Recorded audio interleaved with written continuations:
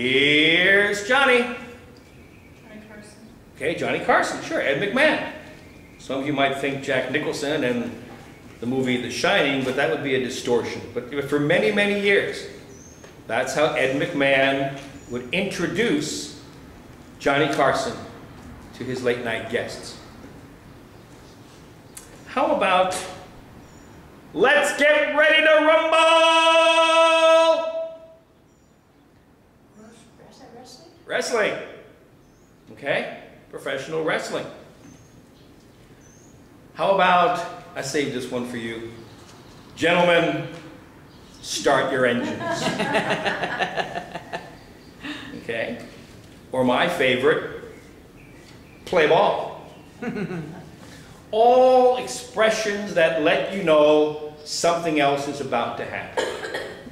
And if something important is about to happen, then it's equally important that whatever that is has a good introduction. Now, some of y'all who enjoy listening to different kinds of music might enjoy something by a man named Merle Haggard. Now, there was a time when country star Merle Haggard was going to give a concert, and the promoter of that concert was just some kind of star-struck individual. You know how that is. If you were in the presence of your favorite driver or my favorite ball player, we might think, wow. Well, so it was for this promoter. And he begged Mr. Haggard to let him introduce Haggard at the concert. And Haggard said no several times, but finally he gave in to the man's persistent plea. And so Haggard's manager took the man aside and he said, now, we don't want you all ad-libbing any fancy introduction up there, you understand? All you want to say is, ladies and gentlemen, here he is, the poet of the common man, Merle Haggard. You got that? That's all you say. The poet of the common man, Merle Haggard. And so this feller stood there in the wings before the concert was ready to start, going through that introduction to himself. Poet of the common man, Merle Haggard. Poet of the common man, Merle Haggard. Poet of the common man, Merle Haggard. And he got out there on stage and he looked down at the people and adjusted his microphone.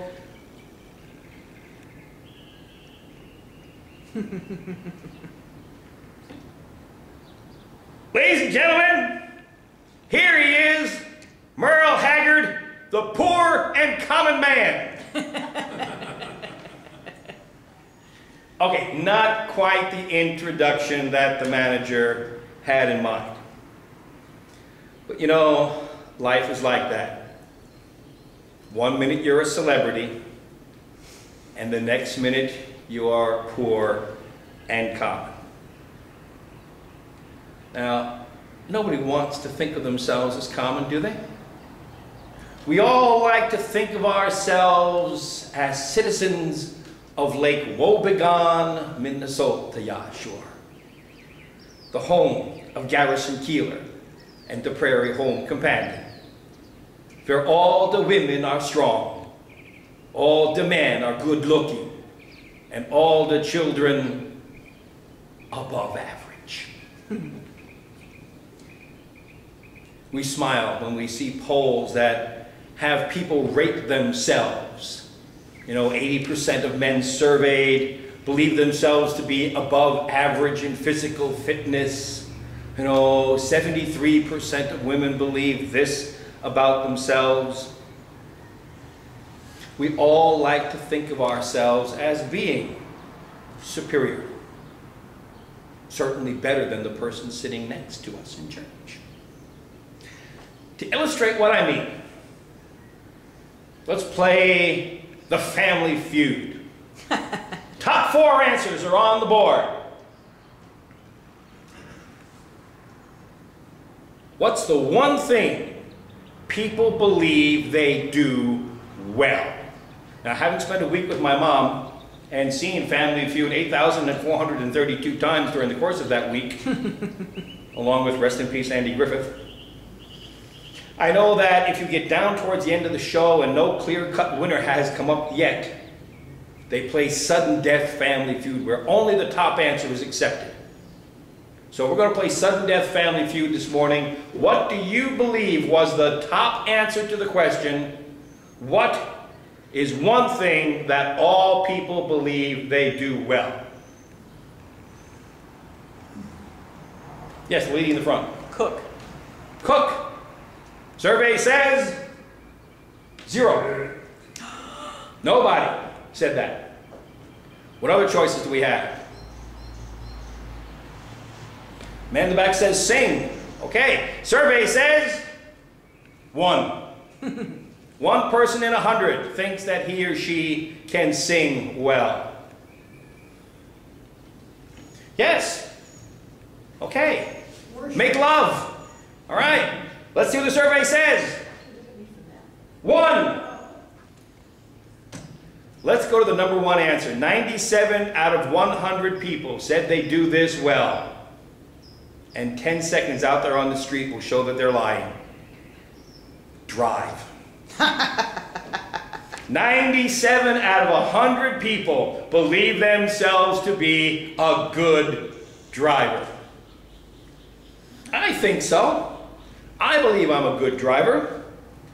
Although Officer Garcia from the California Highway Patrol recently had the opportunity to explain to me the ways in which I was not being a particularly good driver that sunny afternoon on Interstate 8 right outside Yuma. In fact, he's given me 279 reasons why I should not be driving faster than 70 miles an hour on the freeway. I guess I'm not as good a driver as I thought. You know, if anyone had the right to claim above average status within the church, it would be Paul. He was an intelligent and ambitious man, a Pharisee, taught by one of the finest teachers in the Jewish faith. He was a leader in the church and in the community. He was a man who could communicate powerfully with voice or pen. It may not have been for good, but he was also a passionate persecutor of Christians. But then after his conversion, became one of the most influential people in that part of the world, and the greatest evangelist the church has ever seen. God gave him visions and miraculous powers, to such an extent that in Acts 19, verses 11 and 12, we read, God did extraordinary miracles through Paul, so that even handkerchiefs and aprons that had touched him were taken to the sick, and their illnesses were cured, and the evil spirits left them. Now that's cool. Okay? I drop my handkerchief. Somebody picks it up, takes it to a sick person, and bang, they're better. I can't do that. But apparently Paul could. Such was the extent of his power. You would think that for somebody like that, it would be very tempting to become a Christian celebrity, on a par with some of the televangelists we see today, with their fancy, fancy churches and their fancy, fancy cars and their fancy, fancy television ministries, while poor people are starving on the sidewalk in front of their church. Paul could have made big bucks selling handkerchiefs with which he had blown his nose. But Paul didn't take advantage of any of those huckster opportunities. And yet, strangely enough, that's why he was criticized by the Corinthians. Not because he was too arrogant, not because he had a better-than-thou attitude, but rather because there were people in the Christian church there in Corinth who had had some pretty spectacular experiences with God and God's Spirit. They were blessed with pretty remarkable gifts. and had seen very remarkable visions. And they began to wonder about Paul. Paul doesn't talk about any visions he's had. Maybe he's not such a hot evangelist as we thought he was. Maybe he's not the one who should be our leader. Maybe we should be following the teachings of someone else. Now, in Paul's first letter to the Corinthians, he addresses this whole matter of spiritual gifts and points out that it's not the gift, but the motive behind it, love, that counts. And now here in the second lesson, or second letter to them, he addresses this challenge. And he explains to them that there is nothing to be gained from boasting about having had remarkable spiritual experiences. He does describe one fella in our lesson for today, and there is the suggestion that maybe Paul is hinting that he's talking about himself, who has had this vision. But then he goes on to say that there is no value or benefit to such boasting, or to being puffed up in yourself. In fact, to prevent that from happening, a thorn in the flesh was given to him. Now, anybody who's ever reached for a rose like the ones we have outside here and mistakenly grabbed it where there are thorns will discover that not everything about a rose bush is pleasant. Thorns are painful. Thorns are difficult to handle. And in Paul's case, he had some kind of condition he calls a thorn that had lasted with him for years. Now, what's fascinating about it is when he uses the phrase, was given to me. That phrase in Greek also describes blessings that come from God. So even though he describes this thorn in the flesh as a messenger of Satan, he believes that this infirmity, whatever it was given to him by God as a blessing to keep him from being too arrogant. Now, we don't know what that thorn was. There's all kinds of theories that maybe Paul had poor eyesight, because when he closes his letter to the Galatians, he says to them, "See how I have signed with large letters my own signature." Apparently Paul dictated his letters to a secretary and then signed them at the end. There are other theories that Paul suffered from epilepsy or malaria, or maybe had a speech defect. Maybe Paul stuttered. But in any event, Paul says that this was given to him as a blessing. Paul asserts to the congregation that it's not me that counts, but the message I preach. Once upon a time, there was a man named Lolly, Baptist preacher, who was asked to speak at a nearby congregation, and as he was waiting for the service to begin, decided he needed to comb his hair and fix his tie. He looked around for a mirror and didn't find one, but he did see a picture on the wall that had a reflective surface, so he used that to do his preps. And as he was doing so, he realized it was a picture of Jesus. But the curious thing was, depending on where he stood, he either saw his own reflection or he saw Jesus. If he positioned himself here, he could see himself, but he couldn't see Jesus. If he positioned himself here, he couldn't see him. He could see Jesus.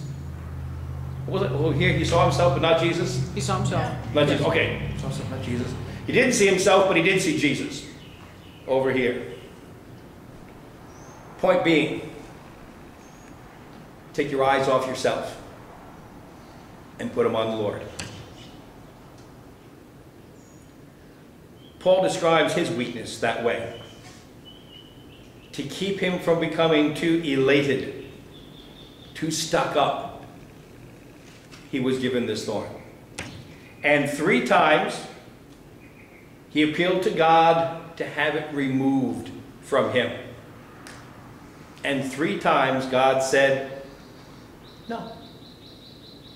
My grace is all you need. Now it seems to me that if Paul was an effective evangelist, that he would want to be a more effective evangelist. And if he had some kind of physical infirmity that was holding him back from becoming a better evangelist, then praying to God to remove that infirmity makes absolute perfect sense. And I cannot imagine why God would say no. But it's been that way for you, I'm sure. You've prayed to God and asked to have things removed from your life or to have your circumstances changed. You've prayed for healing, either for yourself or someone else. And God says no. Or at least God doesn't answer the way you wanted God to answer. And Paul's response to God is to recognize that God will not necessarily give him what he wants, but instead will give him what he needs. For in not removing it, Paul is forced now to be more dependent upon God. He tells the Corinthians, I am content with my weaknesses, with insults, with hardships, with persecutions, for the sake of Christ. For whenever I am weak, then I am strong. Okay, now that sounds like one of those jumbo shrimp oxymorons. How can you be weak and strong at the same time? The fact of the matter is, it's when you admit your weakness that you give God an opportunity to act in your life. It's when you admit defeat that you give God the opportunity to bring you the victory he wants you to have. Now, we all have thorns in our lives. We all have situations we face. It could be from a sickness like cancer or leukemia, diabetes, heart attack, or stroke. We have disabilities that incapacitate us and result in the loss of a limb or a broken bone. We could have the thorn of blindness or deafness or addiction. A thorn can be a habit such as drinking or gambling or the use of some other drugs. Sometimes the thorn you experience is not yourself, but someone within your family or a circle of friends. I believe that, like Paul, we can hear God's message about the sufficiency of grace. If you think back to when we have done Passover Seder here, one of the responsive readings that we do is based on the Hebrew word dahyenu, which means it is enough. It is sufficient. If God had acted on our behalf in Egypt, but had not brought us out from that country, it would have been dahyenu. And so we ourselves take that same attitude now and recognize that even though we may have images in our mind of how we want God to act, God's grace is all we need. And to help you remember this, I want you to think of the word grace as an acronym, with each letter of the word standing for something I'd like you to remember. So G-R-A-C-E. G. Sufficient grace is a gift from God that occurs when we give up. Paul wrote to the Ephesians, "For it is by grace you have been saved through faith, not that of yourselves. It is the gift of God, not of works, lest anyone should boast. God will measure out grace for us in response to the demand of our need. And God will do that one day at a time. Again, think of the Hebrews when they were in the middle of their exodus. They were hungry. They complained they had no food. And so God provided an abundance of manna and quail, but only enough for one day's rations at a time. Those who attempted to take more than one day's rations discovered that they spoiled. The message is obvious: our dependence upon God.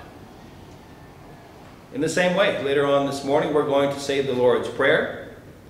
And one of our petitions in there is that God will give us enough bread for the month. No, wait, that's not right. God will give us our monthly bread? No. Our weekly bread. Oh, wait, the deaf sign language is this: daily bread. God will bless you enough for today. We'll deal with tomorrow when it gets here. But note what Paul is saying. God's grace is only experienced when we reach the end of our ability. Because as long as we still believe we can handle it, whatever it is, God can't act. God can't help us as long as we're still trying to do it on our own. But the moment we give up, the moment we say it's too hard, the moment we say I can't do this anymore, I can't handle this, I am out of control, this situation is more than I can control, that's when God steps in. R. Sufficient grace is a product of God's plan for our redemption. We heard in verses 7 through 9. Lest I should be exalted above measure by the abundance of revelations, a thorn in the flesh was given to me, a messenger of Satan to buffet me, lest I be exalted above measure. Concerning this thing I pleaded with the Lord 3 times that it might depart from me. And he said to me, my grace is sufficient for you. God's grace is all we need. We pray and we ask God to remove a situation from our lives, but instead God gives us an increased capacity to endure it. I don't know if I like that answer. I think I'd like it better if God removed the illness from my body. I think I would like it better if God put more cash in my bank account. I think I would like it better if God gave me a better looking body, or a better looking home, or a nicer car. And instead God says, no, be content with what you've got, because that's where redemption is found. When you recognize that I have given all this to you. And that is what enables us to endure. In fact, that's what enables us to do more than endure. It enables us to be victorious. It enables us to be triumphant in our challenges. Paul writes to the Romans, who shall separate us from the love of God? Is tribulation enough? Will distress separate us? Or persecution? Or famine? Or nakedness? Or peril? Or sword? As it's written, for your sake we're killed all day long. We're like sheep for the slaughter. Yet in all these things, in all these adversities, in all these difficulties, in all these challenges, we are more than conquerors through him who loved us. G-R-A. Sufficient grace is always accessible. He says, my strength is made perfect in your weakness.